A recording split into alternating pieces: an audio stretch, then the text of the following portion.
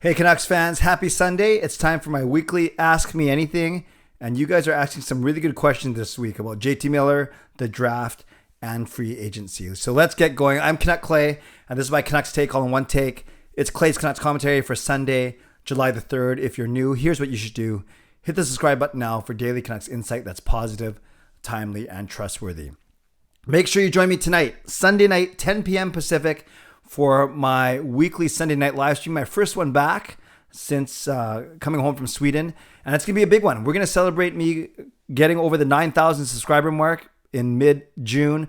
We have giveaways from Gassy Jack Art, from Monkey 9 Brewing, from Van City Experts. Also, I'm going to be giving away one or maybe even two free channel memberships for 1 month membership so you can test drive this channel. So it's going to be a lot of fun. The return of Ordle, Gordle, and Wordle as well. So make sure you join me tonight at 10 p.m. for my weekly live stream. Let's get to your questions. Some really good ones. Legendary Just Incredible says this: what was the biggest difference culturally you experienced or noticed in your time in Sweden compared to Canada, mainly your area of Steveston? Any memorable experiences or encounters beyond what you've already shared? Great questions, Justin. I'll share more tonight in my video, in my live stream. But I think, especially when you talk about my neighborhood of Steveston, Steveston's very multicultural, and it's a lot of, well, all cultures: Caucasian people, Asian people, East Indians, all different cultures here. Chinese, Japanese, obviously that goes with Asian people. And I think in Sweden, obviously it was mostly Swedish people, but a lot of Muslims actually in our area that we were in. So that was kind of surprising to me. It was nice to see as well. I've talked about this on a couple live streams from Sweden. Culturally, you're not expected to tip in restaurants there. And that's why basically after dinner, they just leave you alone. They don't clear they clear the table quite quickly, but then they don't bring you your bill. They're in no rush to get you out of the restaurant. In fact, maybe they're not trying to turn over the seats as quickly as they can. So that's one interesting thing that I noticed, is that they're in no rush to get you out of restaurants. Where here, especially in the Vancouver area, it seems like they want to get you out as soon as you can, paid and out, so they can seat another group at the table.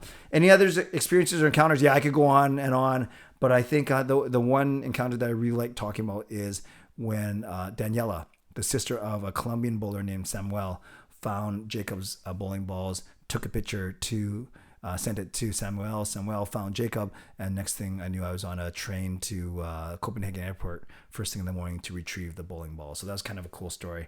Too bad it was 8 days too late. Hall of Famer Carol Bovenlander says, Clay, what do you think the next thing is going to do now that Besser is signed? I think they need to get some defensemen. Who's next to go and why? Yeah, I think now with Besser's contract done, I think Miller's contract or his future is always going to be looming over the Canucks' heads. But yes, I think they need to find another bottom six forward, and I think they need to find one good defenseman. And I think someone else asked about it later, but I think they should target John Marino from the Pittsburgh Penguins. And I'll talk about that in a little bit. But yeah, I think the next thing to do, the Miller thing, obviously you don't want to lose any trade value, but I think that might not be as soon as some people like. Although I know a lot of people are thinking his trade value is going to be highest at this draft and during the start of free agency, as opposed to waiting until the trade deadline. But to answer your question, Carol, the next thing they need to do is look for depth, both in the bottom six and on D.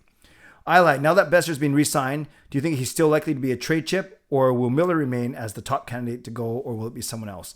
Great question. I think Besser's intention is to stay here. I think the Canucks intend to keep him here. That's a pretty decent deal, as I've been talking about for the last couple of days. So I don't think Besser's a trade chip. I think Miller certainly is, and I've heard rumors of Garland and Pearson as well. Leon, with Jack Rathbone signed, do you see him becoming a regular in the starting lineup and perhaps paired with Dermott on the third pairing? Leon, that's what I've been saying all along. I'd love to see Rathbone on the left, Dermott on the right. Then you can go Hughes and Shen and Myers and OEL. And that, I know that leaves Pullman out, that leaves Hunt out, that means Burrows out. But that's the six that I would go with for sure. I do think Rathbone should be giving a shot, and it will likely earn a shot to be a third pairing defenseman for sure on the left side. Trevor Pruner, would you want to see the Canucks target right-hand defenseman Simon Nemec at the draft? He had 26 points in 39 games and was plus 13. Could be the perfect partner for Hughes. I love everything about Nemec's game.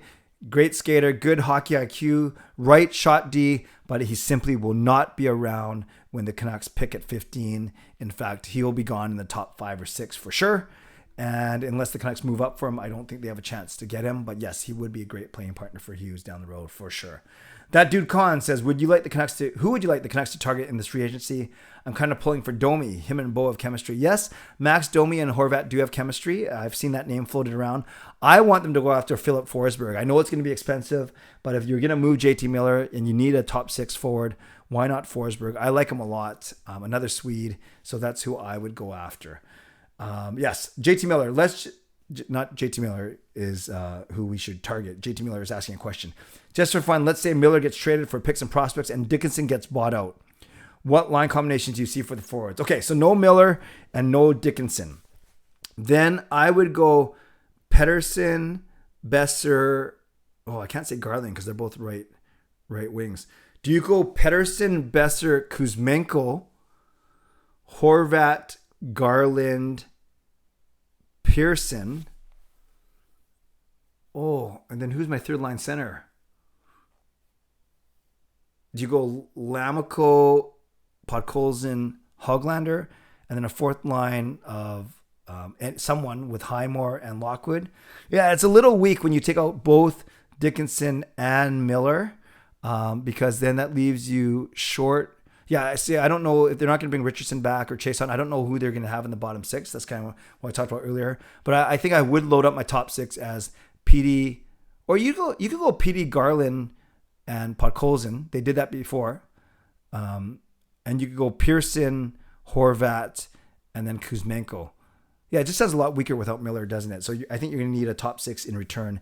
If, you're going to find one if you have to get rid of JT Miller. Good question, though. Brian, out of all the NHL teams, who do you think will land JT Miller and give us the best return and the prospects of which the Canucks are looking for in return for JT Miller? Thank you, and God bless you, Canuck Clay and family. Thank you, Brian. God bless you, too. I really think it's going to be a team that's contending, that's going to trade for him. Probably a team out east, so he can be in the eastern part of the United States. So I don't know if that's a Rangers or if that's a Carolina or a Boston. Maybe it could be a team out that way for sure. Maybe it's even a Pittsburgh or Washington. But I do think it's going to be a team out east because I know the Canucks won't want to trade him within the division. And do you want to trade him within the conference? Well, maybe. So I think it'll be a team like that. Cole, do you think Niels Hoglander will rebound next season? I sure hope so. And you need these guys on entry level contracts. It'll be his last year of his 3-year entry level contract. You need those guys to help perform their contracts. And imagine if him, Podkolzin, and Kuzmenko all have big years. That's like $3 million combined between the three of them. That would be huge for the Canucks. I sure hope so, and I think he will. I think he had the true sophomore slump. Ryan Ross, should the Canucks look for a return for Miller that is purely futures and replace Miller in free agency, or should they trade for a top 6 player? No, I think with Miller, they're talking about picks and prospects, and then you can use that money that's freed up not only from him, but from the Besser signing a little bit and from Kuzmenko. I think then you can go after a free agent forward like Philip Forsberg. Peter Wynn says, do you think another reason why the Canucks should trade Miller is to allow Brock to go back to his one-timer spot on the power play where he can be most effective? I don't think you trade Miller just for that. That's kind of a byproduct of what happens if you can get Besser back in his one-timer spot. Yeah, because Miller likes to control from that left side of the point, and that goes right into where Besser would be standing naturally. But Miller's smart enough where you can put him anywhere down low. You can put him in the bumper. So I would love to see Besser get more of a shot back on that left circle for sure.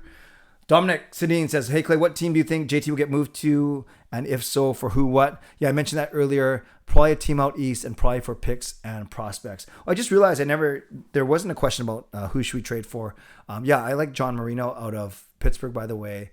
Rutherford has familiarity with him, and he's cost controlled for the next 5 years, and he's a right shot D, and Pittsburgh is up against the salary cap.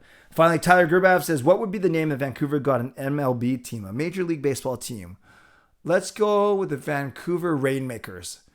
I know you think of rainmaking in maybe that's not good. It kind of has a negative connotation. But I think when you hit a home run, you could say that's kind of, making it rain. Not really, but maybe that's pretty weak. That's why I'm not a big baseball fan. Okay, the Vancouver Sluggers. I know that's a little boring. The Vancouver, what's West Coast? The Vancouver Storm. Gosh, what's with all these bad weather? Maybe it's the rain's getting to me from today. Okay, let's go with the Vancouver Sluggers then. Horrible name. The Rainmakers or the or the Storm, one of those three. All right, Canucks fans, thanks for your questions. I hope I answered them to your satisfaction. Make sure you join me tonight at 10 p.m. for my weekly live stream. A lot of prizes, a lot of fun tonight. So I hope you join me for my live stream. Shout out to my sponsors, Perform and Transform, Personal Training and Weight Loss, and Advanced City Experts Real Estate Group, and to legendary Lucas Gates, legendary Justin Credible, legendary Andrew Chang, and to Hall of Fame members and franchise members as well.